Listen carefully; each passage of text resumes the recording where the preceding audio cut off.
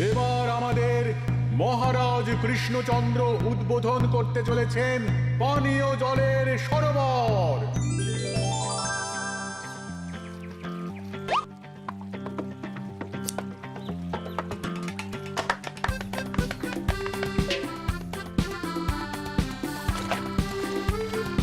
এই নাও রানী, আজ এই জলে রাজবাড়ির রান্না হবে।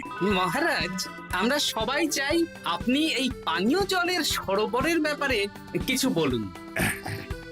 কৃষ্ণনগরের মানুষের দীর্ঘদিনের ইচ্ছে আজ সফল হয়েছে।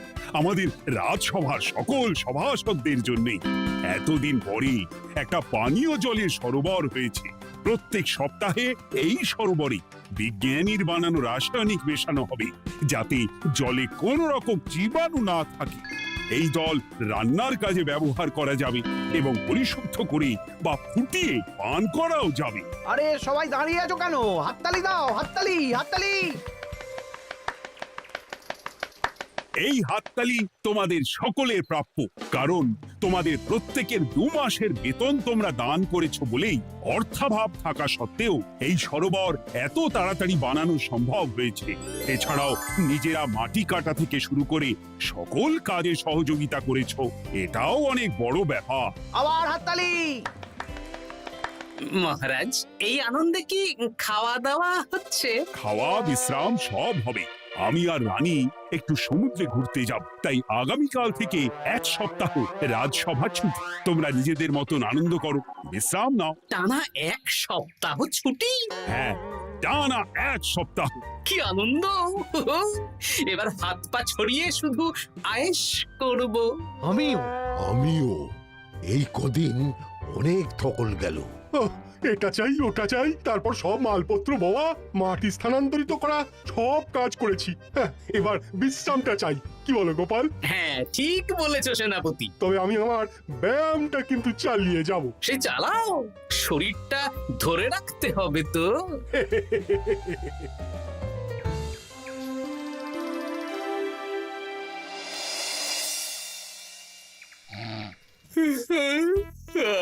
বলি এত ঘুম তো ভালো নয় গো, একটু ব্যায়ামও তো করতে পারো, বুড়িটা একটু কম তো। কি হবে গিন্নি, সুস্থ শরীরকে ব্যস্ত করে এই বেশ ভালো আছি, সুখে আছি।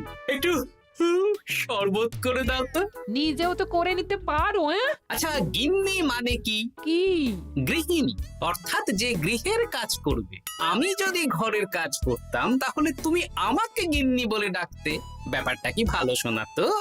শরবতটা বানাও দেখি। লোকটার যেন আর তর্স হয় না।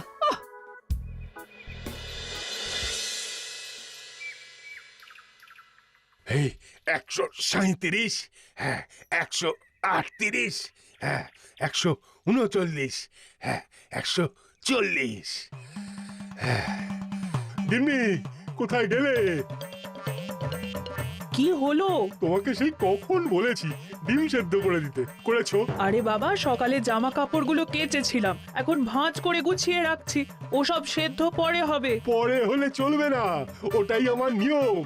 উঠবোস করে 4টে ডিম সেদ্ধ আর মুগুর ভেজে 4টে কাঁটালি কলা। নিজে সেদ্ধ করে নাও, আমি পারলাম না। তুমি যে কাজটা করছো সেটা রেখে আমার ডিমটা আগে সেদ্ধ করো। আমি 250টা উঠবোস শেষ করেই খাবো। 141, হ্যাঁ 142।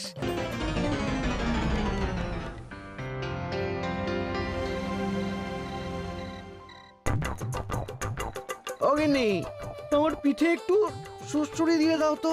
আমি এখন সন্ধে দেব, ওসব সুড়সুড়ি টুসুড়ি দিতে পারবো না বাপু। আহ, তুমি তুলতুলে হাতে সুড়সুড়ি দিলে ঘুমটা তাড়াতাড়ি চলে আসবে। এই ভর সন্ধেবেলা ঘুমোবে কেন? যাও একটু পায়চারি করে এসো। না, এখনো তো পায়চারি না, এখন শুধু বিশ্রাম। দাও দাও দাও দাও, সুড়সুড়ি দাও, সুড়সুড়ি দাও। এই লোকটা জ্বালিয়ে মারলো। গিন্নি,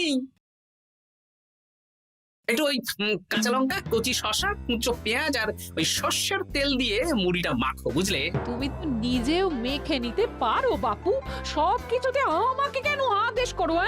আদেশ না লক্ষ্মী বউ, আমার অনুরোধ।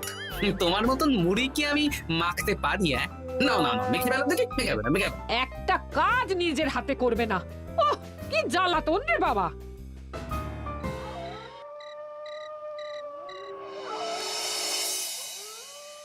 তরকারিটায় নুন একটু কম হয়েছে, বুঝলে গিন্নি? একটু ওই নুনটা দাও তো। এই সামান্য ব্যাপারে এত রাগ করার কি আছে?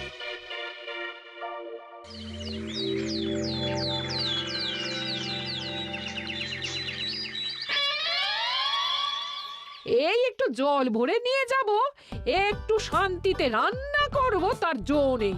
কর্তা বাড়িতে আছে, আমার হাড় মাস জ্বালিয়ে দেবে। আমার দুঃখের কথা আর কি বলি দিদি ভাই, সারা দিন এটা ওটা বায়না তো ছিলই, কিন্তু এখন ছুটি পাওয়ার পর থেকে যেন বায়না বেড়ে গেছে। আমার কর্তা তো এমনিতেই আরাম প্রিয়, এখন দেখছি ঘর থেকে বেরোতেই চাইছেন না। সারাক্ষণ শ্বশুরে দাও, এটা খেতে দাও, হাত পা টিপে দাও। আর যদি না কথা শুনে উল্টে বলি নিজে করে নাও, তাহলেই বাবুর গোসা হয়। যদি অভয় দেন তাহলে ছোট মুখে একটা বড় কথা বলবো। বলো বলো।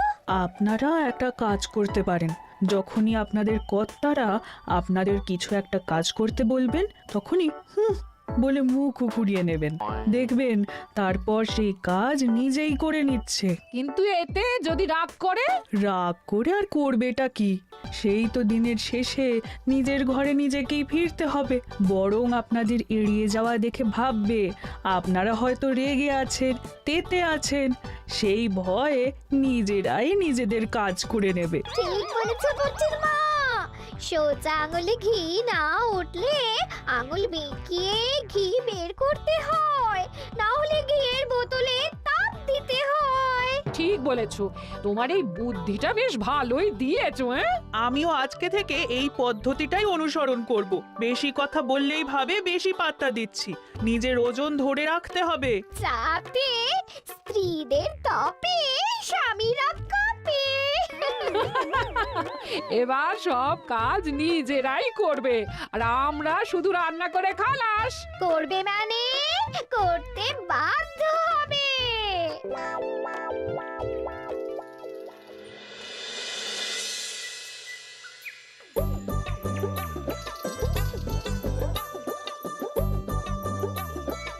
কই গো গিন্নি, বাজারের থলেটা ধরো। উফ, বাবারে বাবা, কি গরম, চাবিটা ফেটে গেল গো। কই গো, নিয়ে যাও। যা বাবা, কিন্তু কথাই শোনে না। আরে বাবা, আমি কখন থেকে হাঁকছি বাজারের থলেটা নিয়ে যাও, কোনো কথা কানেই তোলো না। এ নাও দেখো, তোমার পছন্দ মতন কই মাছ এনেছি, আজকে তেল কই রেঁধো কেমন। ওর কি, আমি স্নানে গেলাম, ভালো করে কষিয়ে রান্না করবে, হ্যাঁ, দুপুরে পেট ভরে খাবো। হ্যাঁ, এই তোমায় কি হুহু রোগে পেয়েছে নাকি? হ্যাঁ, যাই বলি তাতেই একটাই উত্তর, হুহু। কি মন্ত্রী মশাই, অনেক দিন হয়ে গেল আমাদের হাতে কোনো কাজ নেই। এখন কি আর গোপালের পেছনে লাগবেন না নাকি? দূর, অনেক তো পিছনে লাগলাম, কিন্তু ফলের ফল তো কিচ্ছু হলো না, উল্টে আমার বদনাম হলো আর তোরাও ফেসে গেলি। তাই আর না। তাহলে এখন কি হাত গুটিয়ে বসে থাকবেন? এখন সুস্থ শরীর ব্যস্ত করতে চাইছি না, বুঝলি? পুজো ছাড়া তো সেইভাবে বড় ছুটি পাই না, কিন্তু অনেক বছর পর এক সপ্তাহ টানা ছুটি পেয়েছি, তাই এই ছুটিটা খেয়ে দিয়ে আয়েশ করে উপভোগ করতে চাই। মা, বেশ টাটকা ফল এনেছেন তো। খাবি? আপনি খাওয়ালে আমরা আবার না করতে পারি নাকি? দাঁড়া, তোদের গিন্নিমাকে বলছি কেটে দিতে। কই গো, শুনছো? কই গো? গিন্নিমা তো কোনো সাড়াই দিল না, তাই তো দেখছি। দাঁড়া, আমি রান্নাঘরে গিয়ে বলে আসি।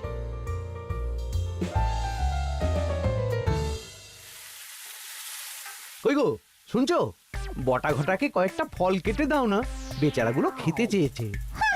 আবার কি, না হয় তরকারিটা হয়ে গেলে কেটে দিও। এ তো মহা মুশকিল। দূর বাবা। কি বললেন গিন্নিমা? মানে মানে বলে মুখ ঘুরিয়ে নিল। হয়তো উনি ব্যস্ত আছেন, সেটা কোনো ব্যাপার না।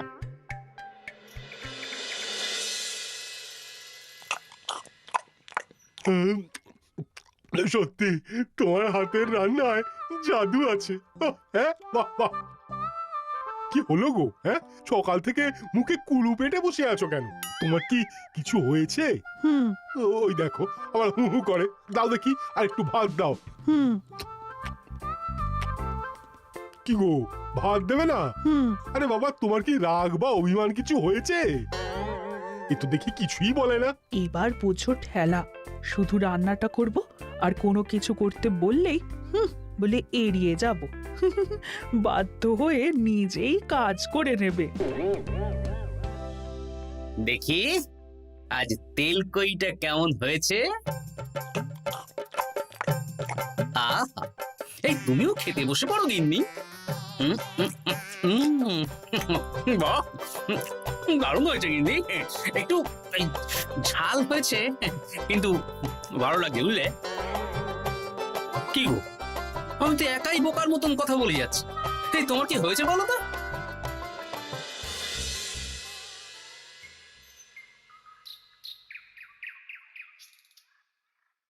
গিন্নি, মুদিখানা থেকে মাসকাবারি সব নিয়ে এসেছি।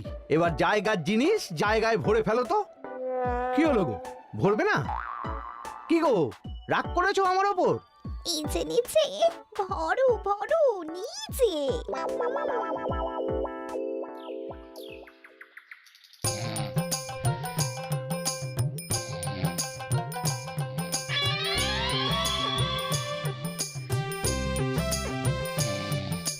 এ কি গো গিন্নি, দুপুরের এঁটো থালা বাটি হাঁড়ি কড়াই সবই তো শুকিয়ে কাঠ।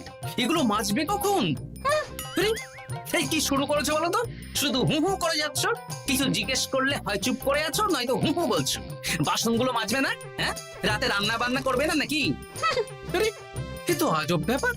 না, আমাকেই দেখি বাসনগুলো মেজে ফেলতে হবে। বাড়িতে তো আর 5টা দাস দাসী নেই।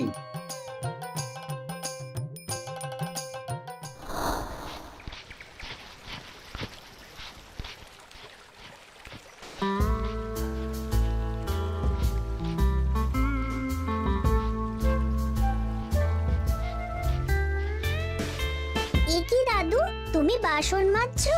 কি আর করবো, তোদের দিদার রোগ হয়েছে। কি রোগ হয়েছে দাদু? হুহু রোগ হয়েছে, হুহু রোগ। সেটা আবার কি? আমি কিছু জিজ্ঞেস করলেই হয় চুপ করে আছে, নয়তো হু হু করছে। এ কি গো দাদু, এক সপ্তাহ ছুটি পেয়েছো, কোথায় আইস করে কাটাবে তা না তুমি বাসন মাজছো? কি আর করবো বল, সবই ভাগ্য। আরে দাদু, তোমার যে ঘটে বুদ্ধি আছে না, তুমি ভাগ্য বদল করে দিতে পারো। হ্যাঁ, দিদা পুনো হল হলে তুমিও তো বাঘাতে তোল। আর দেখি কবে ঠিক হয়, নইলে তো কিছু একটা ব্যবস্থা করতেই হবে। এভাবে হু হু শুনে তো আর থাকা যায় না, বিরক্তিকর। আরে গোপাল যে, তুমি পুকুর ঘাটে কি করছো? এই দুপুরের বাসন মাজছি। ও, বাসন মাজছো? মাজো মাজো, আমিও কাপড় জামা কেচে বাড়ি ফিরছি।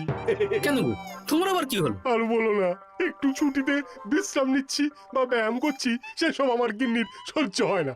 কিছু করতে বললেই হু হু করছে। তোমার গিন্নিও হু হু করছে? শুধু আমার না গো গোপাল, মন্ত্রীমশাই আর রাজবৈদ্যের গিন্নিও। এদের কি একসাথে ছোঁয়াচে হু হু রোগে পেয়েছে নাকি? হ্যাঁ, তাই তো মনে হচ্ছে সবার গিন্নি শুধু রান্না করছে আর কিচ্ছু কুটো নেড়ে দুটো করছে না। হ্যাঁ, আচ্ছা বুঝেছি, আমরা যে বিশ্রামে আছি সেটা এদের সহ্য হচ্ছে না। কি করা যায় বলো তো? আমাদের বউ যখন কাজ করছে না, তখন নতুন বউ আনতে হবে, মানে আবার বিয়ে করতে হবে। কি যাতা কথা বলছো গোপাল? মানে ব্যাপারটা হলো গিয়ে,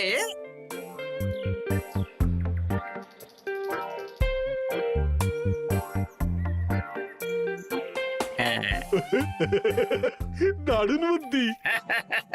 তুমি এক কাজ করো, মন্ত্রী মশাই আর রাজবৈদ্যকে এই বুদ্ধির ব্যাপারটা জানিয়ে দাও। আর কাল বিকেল বেলা থেকে আমাদেরও হুহু রোগ শুরু হবে, কেমন? বেশ বেশ।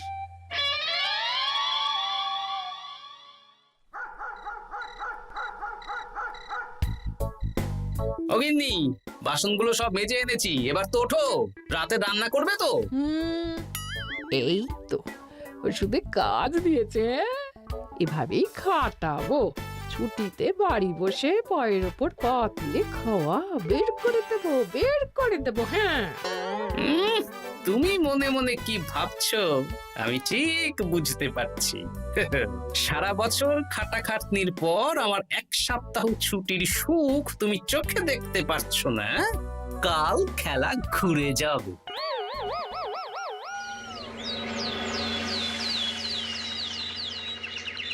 আজ থেকে আমার আর কোনো উপকার তোমাকে করতে হবে না গিন্নি।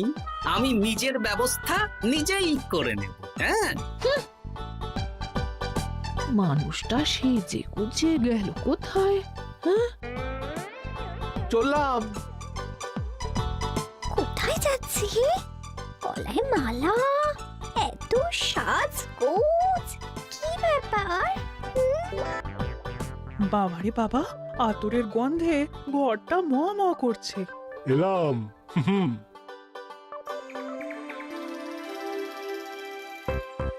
আরে আর বলো না, আমার মানুষটা যে আজকে সকাল সকাল সেজে গুজে কোথায় গেল কিছুই বুঝতে পারলাম না। আমার কথাও তো গলায় মালা পড়ে গেল। আমার কর্তা তো রজনীগন্ধা ফুলের আতর মাখছিল। কোথাও কি কোনো নিমন্ত্রণ আছে নাকি? কিছুই তো বুঝতে পারছি না। আমাদের এই হু হু ওষুধে বেশ কাজ দিয়েছে, কি বলেন? হ্যাঁ, হ্যাঁ, এখন আর বেশি বায়না করছে না। একবার হু করেছে আর নিজেই সেই কাজ করে নিচ্ছে। আমি শুধু রান্নাটুকু করি, বাকি সব কাজ ওকে দিয়ে করাচ্ছি। কিচ্ছু বলতে হচ্ছে না, বাধ্য হয়ে করছে। আমিও তাই। আজকে তো ভেবেছি খাবার ঢেকে রাখবো, নিজে বেড়ে নিয়ে খাবে। বায়না একেবারে গুছিয়ে দেবো। হ্যাঁ,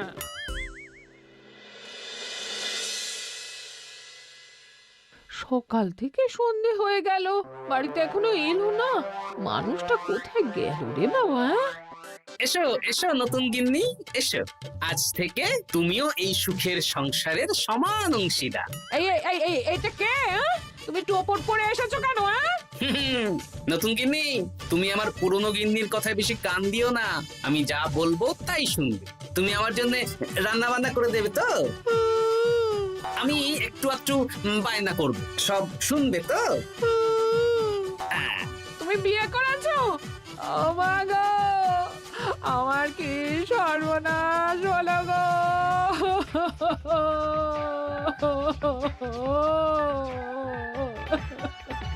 চলো নতুন বউ, মোড়ের মাথায় গরুর গাড়ি দাঁড়িয়ে আছে, চলো চলো চলো। ওগো, তুমি এরকম করো না, আমি আর বাঁচবো না।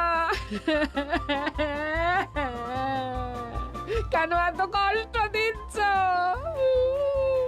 সামান্য হু করার জন্য আরেকটা বিয়ে করলে? আমাকে পিঠে সুড়সুড়ি দিয়ে দেবে তো গো নতুন বউ? এটা কি? এ কি হলো? আমার বন্ধু বান্ধবরা এলে তাদের একটু ফল জলখাবারের ব্যবস্থা সব তুমি করবে তো? ও মা গো, এ কি সর্বনাশ হলো আমার! এই আমার সাথে এটা করতে পারলে আমি কি অপরাধ করেছি? দেখো, ঘরের কাজ আর আমার একটু আধটু বায়না, এগুলোই তোমাকে সামলাতে হবে, বুঝলে? তাহলেই তোমাকে রানী করে রাখবো, কেমন? এই, এটা কে? আমি বেঁচে থাকতে তুমি আবার বিয়ে করলে? ওর কথা শুনো না, তুমি আমার দুয়ো রানী। এ তো দেখছি বড্ড কান্নাকাটি করছে। চলো দুয়ো রানী, আমরা কদিন একটু ঘুরে আসি। চলো, এখনই যাবো। না না না, আরে ওর কথা শুনো না, আমরা ঘুরবো। মোড়ের মাথায় গরুর গাড়ি দাঁড়িয়ে আছে, চলো চলো।